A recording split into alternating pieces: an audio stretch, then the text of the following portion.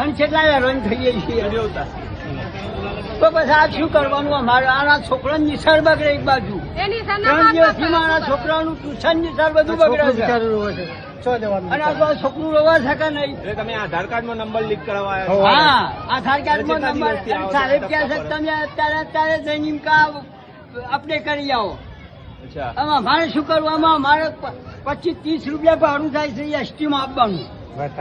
અમે કેટલા હેરાન થઈ જાય છીએ. પાસના ખુવા જે ગામ તાલુકામાં 3 દિવસથી સાહેબ હું ઠોકવાઈઓ કરું છું આ છોકરાને લઈ. આ ભાઈ યલથી આવી છે. આ